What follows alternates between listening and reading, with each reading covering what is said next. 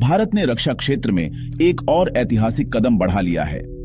रक्षा अनुसंधान और विकास संगठन DRDO ने IDD एंड ISM के द्वितीय ए का सफल परीक्षण कर लिया है।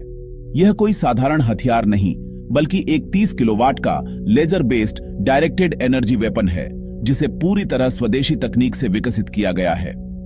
दुनिया की निगाहें अब भारत पर हैं। अब DRDO इस हथियार की तकनीक को निजी कंपनियों के साथ साझा करने की तैयारी में है, ताकि इसका बड़े पैमाने पर उत्पादन हो सके। उम्मीद की जा रही है कि यह लेजर वेपन न केवल भारत की सुरक्षा को नई ऊंचाइयों पर ले जाएगा, बल्कि दुनिया भर में इसकी मांग भी तेजी से बढ़ सकती है। इसकी ताकत IDD एंड ISM के द्वितीय ए को हैदराबाद कुर्नूल स्थित NOAR और CHESS ने DRDO की अन्य प्रयोगशालाओं और भारतीय उद्योगों के सहयोग से विकसित किया है। 13 अप्रैल 2025 में हुए परीक्षण में इसने ड्रोन और स्वार्म ड्रोन जैसे खतरों को चुटकियों में नष्ट कर दिया।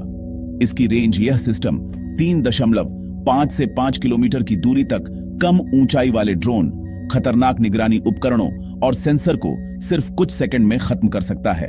पहले भी बना है भारत का लेजर हथियार। यह पहली बार नहीं है जब भारत ने ऐसा सिस्टम बनाया हो। इससे पहले अप्रैल 2025 में DRDO द्वारा तैयार किया गया 2 किलोवाट का MK प्रथम directed energy weapon system LOC के पास एक चीनी ड्रोन को नष्ट कर चुका है। भारतीय सेना ने अब तक 400 करोड़ रुपए की लागत से 23 IDD एंड IS सिस्टम अपनाए हैं, जिनमें पहले से मौजूद 2 किलोवाट के लेजर सिस्टम शामिल हैं। अगला कदम सूर्या। अब DRDO की नजरें और भी ऊंची हैं।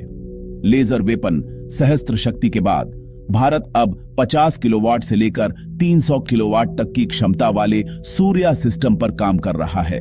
यह सिस्टम दुश्मनों को बिजली की रफ्तार से जवाब देगा।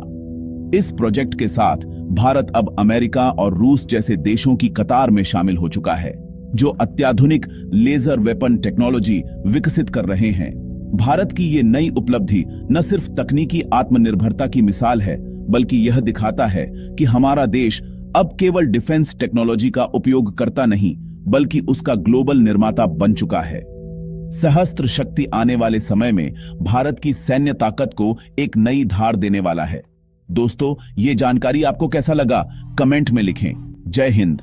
Credits fact express.